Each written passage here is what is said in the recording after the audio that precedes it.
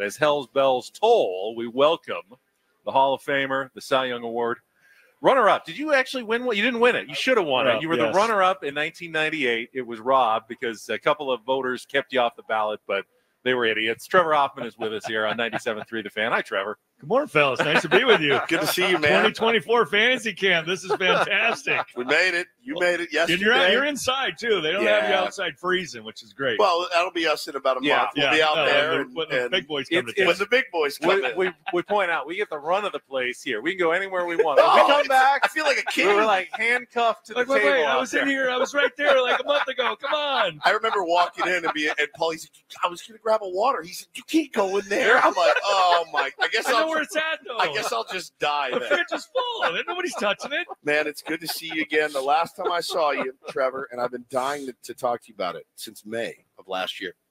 Go to see The Cure with my pal Corey, and the show starts, and there's 4 empty seats next to me, and I'm like, well, this is great. Going to have my run of I can dance. I can do whatever I want. I got all this room. Well, I look over, and I elbow Corey, and I go, look who's walking down the aisle.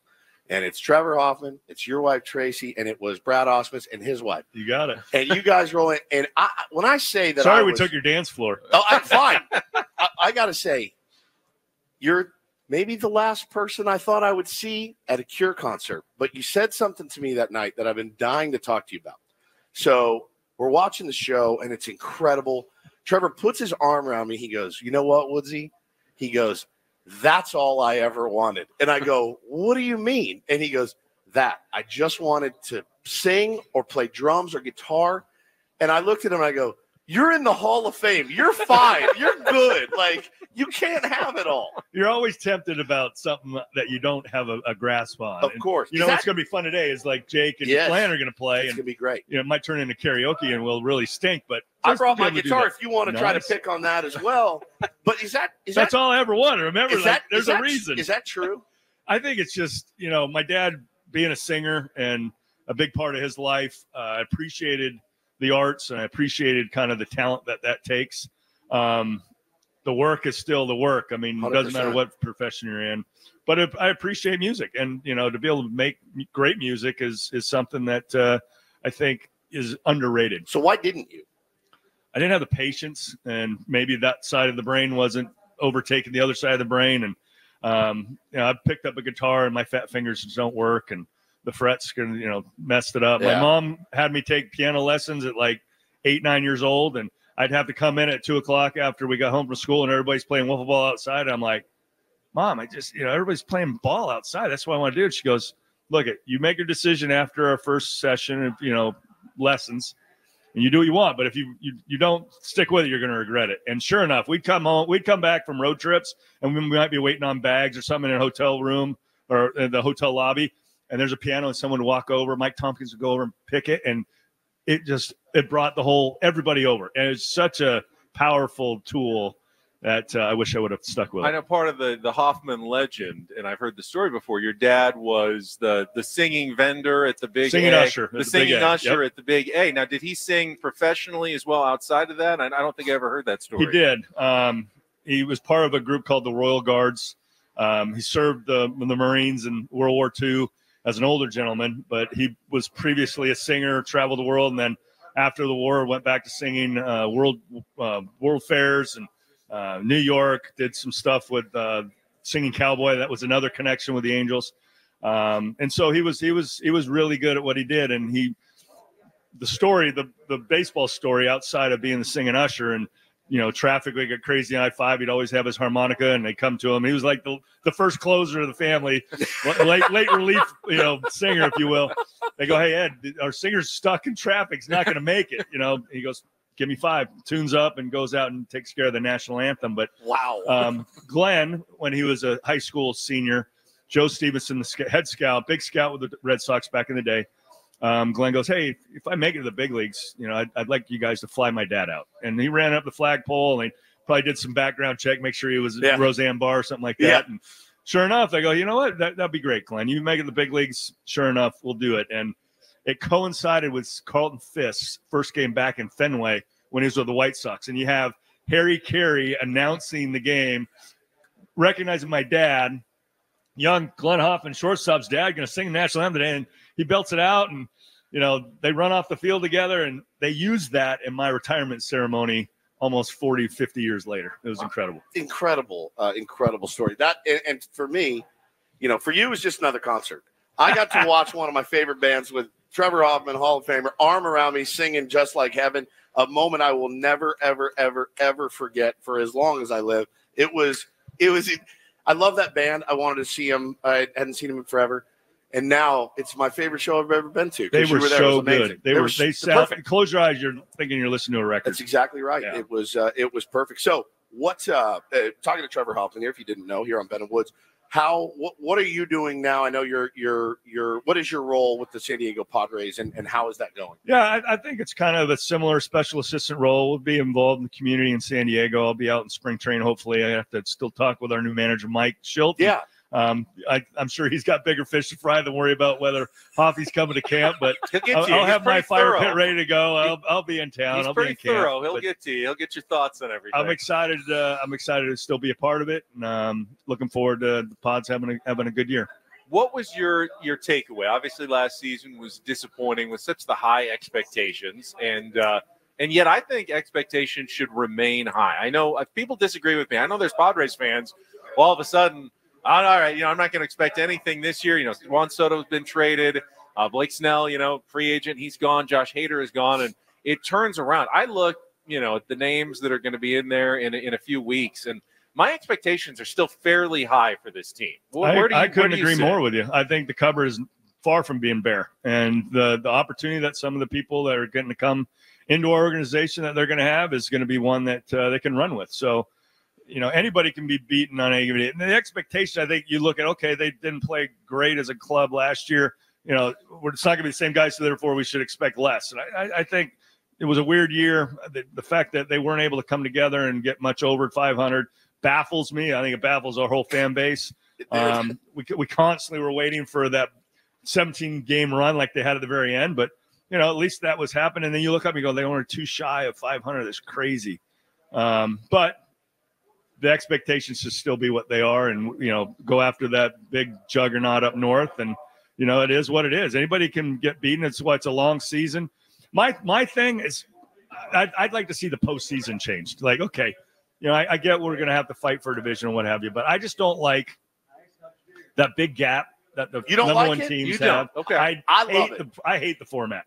We play for 6 months straight. They play for 6 months straight, and then you give them 5 days off. That's longer than the All-Star break that they get. Sure. It makes no sense. We talked about this yesterday, and I don't like just having one game, though, decide everything in a wild card. So I'm okay with the 3-game. I think they should change the 5-game division series at least to a 7-gamer, so that if a team that earns a bye and has a few days off has a bad day or two as they're getting back into it, they're not already facing elimination in a best-of-5 series. And I get it. It's hurt the Dodgers the last couple of years. It's crushed them. I don't have a problem with that, but I think the most fair way is at least make it a 7-game series. I mean, the NBA does 7 every single way through. It's baseball. 7. Give me 7. It was the first time that I actually was excited to watch more baseball than worrying about what football game was on Thursday. And if we shorten the season up, we start a full gamut of playoff games through the month of October, you're going to dominate the television. And it make everyone a 7 games. So one plays 8, you add another one, 1 through 8. Yeah. 7 games. If you get 154, go back to you get your days off there, then boom. Okay. So be it. Yeah, I can do that. People love it in hockey because you want a full slate, and it'll determine which team's better. I got mad at the national writers, though, because look, at the end of the day, Mookie Betts and Freddie Freeman, if they hit, and I understand 5 days off, I love 5 days off in a row. I love it, and I'm going to come back refreshed and recharged and ready to go. And I understand baseball's different, creature of habit. Is there anything a team can do to simulate, to make sure they're ready? I mean, there was teams. I think the Braves even brought in fans, and they really tried to replicate kind of that. You're just not going to. They had great inter-squad games. They had AAA guys that they were still, performing and getting ready, so that if they did get to the postseason, they'd be able to utilize it. So, I don't think there's anything you can kind of recreate. I don't necessarily like the NBA has gone to the 10 teams in the play-in tournament, and now I feel like the regular season is just pointless. You're playing all these games, and you're putting everybody into the postseason. So you got that fine line. I think you might be onto something. Expansion's coming around the corner, so we're probably going to have a couple more teams. Yeah, 8 out of so that would be 16 out of 32. So that would be the halfway point. Half of the teams make the playoffs. You're getting on the edge there, but a little bit. I mean, so you go 6, and then you still go 7-game series. If one can't beat 8 in a 7-game series, right? There's your advantage. They weren't that good. They weren't that good to begin with, right? But to your point, like Diamondbacks were real. Like I don't think anybody expected. We saw them throughout the year. They were pesky little team, but were they going to be able to go up against a team that's loaded? Pitching got a little funky for them at the end there, and they ran the table. Would you shorten the regular season? I wouldn't have a problem. We've already done so much to the game at this point. And hey, I don't know if you wanted to ask Goose that one yesterday, by the way. Your interview with Goose was on the loose, man. It was on the loose. I was we were a little worried about that one. Yeah. Oh, Goose is amazing. I will never forget. And if he was this close to you, I could see why you were scared. He pointed at me and goes, "You're a nerd too." You're a nerd too. I felt so bad for Ben. I will say this: when we got to the round table, he couldn't have been nicer and more respectful. Oh, yeah. He did not call you any names. No, he did not. Round table. He did not. We got him. You got him. Get him worked up. And holy cow! I think 154 though is almost like you're not changing it because it always used to be 154. We're still comparing 162 game seasons to the 154 game seasons they played before. What was it, 1960s when they changed it? It was like people being pissed about the shift. It's like there was no shift like 10 years ago. Yeah, it's true. We're just going back to what it really was. And the pitch clock actually goes back to basically how the game felt when I was growing up watching it and the pacing of the game. Goose agreed with the pitch clock. Well, we needed it. We used to pitch that way. I mean, I could see him pointing. I was dead. I mean, I was in my coffin yesterday with that. So good. I was way more comfortable than he was. He was sitting there fighting through. I was in a turtle shell, man. I couldn't believe it. He knew you were going to protect him. Oh yeah, I couldn't believe it. But we've talked a lot about the new school versus the old school, and we've talked a lot about the changes in the game. Do you like the pitch clock? Do you like some of the changes that they made to baseball? I have the only what was there, the stolen base is the only thing I think is a little bit of a gray area.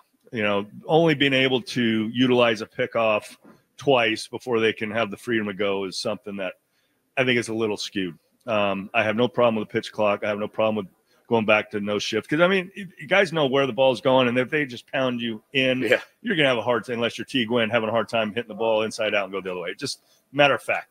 So, but the one thing I have is from a stolen base standpoint, I would like to see, the ability to pick over. If the guy just picks over 5 times, then okay, pretty brutal. Then that's brutal. We know what we're doing there. We're stalling for some, or we're just trying to, ruin the game to a degree. But to just only be able to disengage twice, they've talked about the pitch clock being reduced again. I think it was enough. The game speeds up to the point where I think it gets uncomfortable. I agree. And do you give any credibility? And I know there's numbers, I think, to back it up too, but I think there are guys that benefited, and I think there are guys that didn't. And I thought Blake Snell, and I said it before the season, I think he's going to benefit tremendously from it. And he didn't to start, and he said, I hate it. Well, then you saw how it turned out for him. I think Alek Manoah, a bigger guy, rushing. I think it really messed with him. And I think the adaptation that players are now having to do every single year makes this very difficult game even harder. Yeah, it's something they have to navigate for sure. And, you see guys will take their time out early. You'll see them take their time out. And Soto he really knew when he wanted to, yeah. And, Trent would stay outside of the box until it got to 12 and would step in. So he'd learn to make it a routine, but it's something that they all had to try and get used to. It wasn't easy.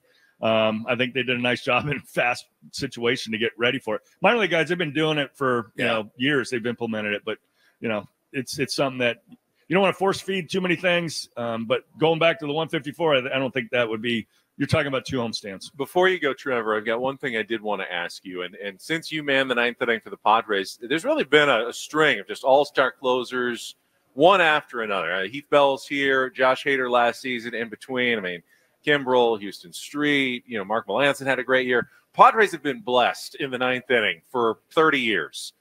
Mike Schultz has kind of said that going into this year, it may be, I don't think he used the term necessarily closer by committee, but there gives me shivers. They've got Robert Suarez coming back, 2 new pitchers from Asia who have experience in the 9th inning, but some are lefty, some are righty. that matchups may determine more of that. And I wanted to get your thought on whether it's necessary or not to actually name a closer for the ninth inning in the modern day of baseball. It might not be needed to be named in spring training or coming out, but I think the dust settles. You have somebody that you get used to back there. It allows you to set everything else up, settle into their roles, and there's comfortability and knowing where you're going to be at. So that's just how I've seen bullpens work, is when everyone has an idea of their role, everyone kind of settles in. But to do the by committee, you're on pins and needles for the 3 hours that you're sitting out there waiting to see if the phone rings and who's it going to be. Even if for instance, you got a bunch of lefties coming up if you got your closer as your lefty, but all the good lefties are coming up in the eighth inning. Take playoffs 2 years ago, Bryce Harper. Do you want a hater out there, a lefty, as opposed to a righty, because he's the closer and you're saving him for the ninth inning? There's a disconnect between what the analytics, the numbers say, and what the guys with the feel for baseball will say about roles and comfortability. Very unique situation. Yeah. Probably would have loved to have seen Josh in that role in that situation. But as a closer, you should be good enough to be able to get righties and lefties out and have something in your arsenal that you can be equally as effective. Good changeup works. Yeah, that works on a good lefty, and it's a good change. A good changeup is good on a righty too. Yeah. Like they're not used to that. Legend. Trevor, thank you so much. Thank it's you, great buddy. to see you out here. Thanks for having me. We'll Appreciate you again as we get closer to the season. Trevor Hoffman, Hall of Famer, sitting down with us. It's just been one after another this morning at Fantasy Camp.